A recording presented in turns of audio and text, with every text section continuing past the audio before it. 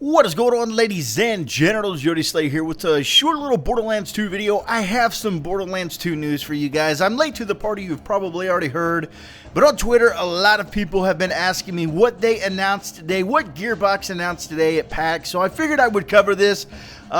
I'm doing this commentary without seeing anything on the screen. I really have no idea what I'm going to put on the screen. I'll probably have a screenshot of the new character because there is a new character coming out, which I would talk about and explain and stuff like that. It's been a crazy day. I'm packing to go to Hawaii tomorrow. My grandma passed away a few hours ago, and it's just like a big mind funk, okay? So don't bear with me. I'm going to try to get this news out.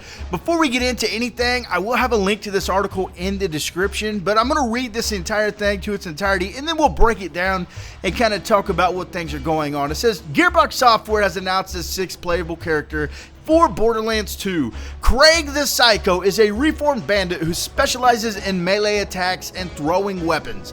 He has 3 skill trees: Bloodlust, which focuses on his buzz axe weapon and rewards players for stringing together combo kills; Mania, which increases the rate your action skill recharges as Krieg takes damage; and Hellborn, which increases fire damage when Krieg is on fire, which sounds freaking amazing when Krieg is on fire.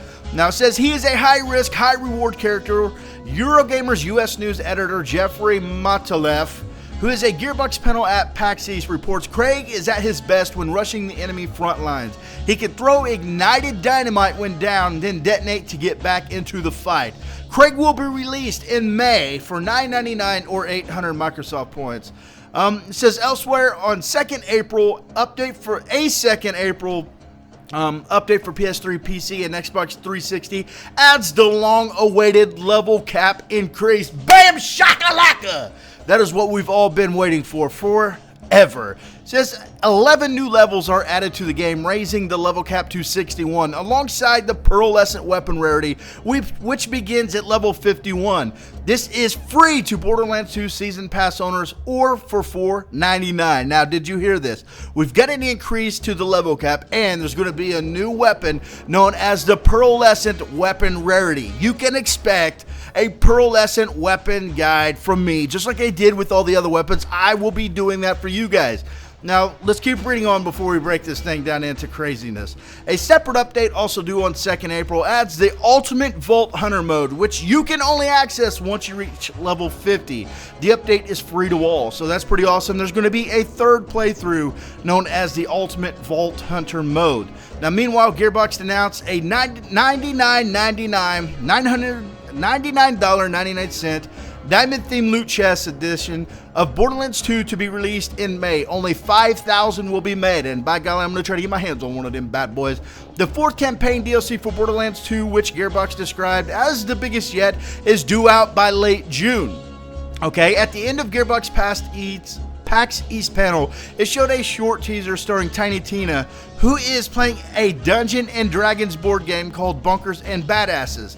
Is this the name of the 4th Borderlands 2 DLC? We shall find out in late June, it says. But did you hear all this, dude? All this stuff is coming in April. First, let's go back and kind of read about this new character, Krieg the Psycho. It says he's going to have a buzz axe weapon, which sounds freaking amazing. It's kind of like the assassin, where I'm assuming you're going to have some melee skill tree set up to where you can just go beast some people with your buzzed axe weapon. I'm anxious to see what it says is increases fire damage when Krieg is on fire. I'm interested to see how they're going to utilize this fire. I'm kind of thinking of like Krieg like spontaneously combusting into fire, and he's like in a rage mode in fire, just like as he's, you know, stringing these attacks together, he's on fire beasting people with these buzz axe weapon.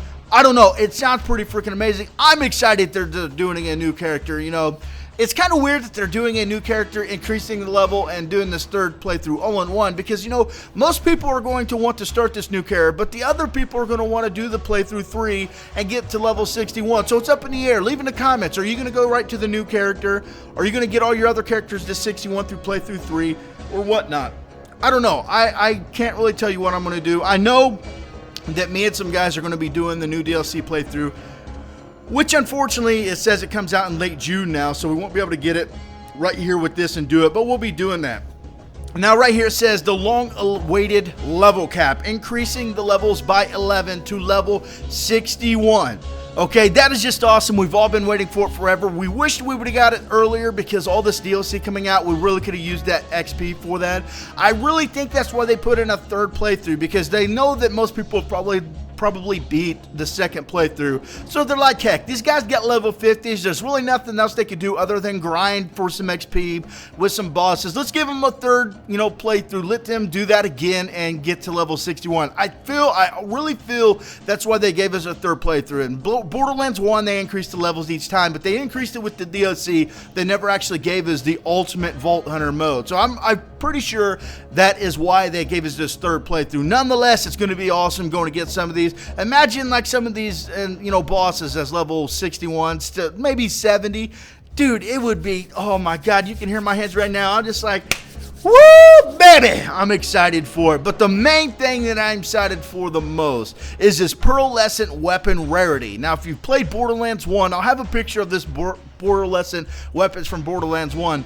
What it was in Borderlands 1, they came out with these Pearlescent weapon rarity. I really feel they did this because of their own mistake and users' input. When the game first came out, there was orange weapons, which is what we call legendaries today. There were orange weapons that were glitched to appear white, but they appeared in rarity above your orange weapon. So people deemed them Pearlescent weapons because they were basically white weapons above orange. In reality, they were just orange weapons. And everybody started calling these guns Pearlescent. They were really rare to get. They were basically like Thanos pistols. They weren't really anything good.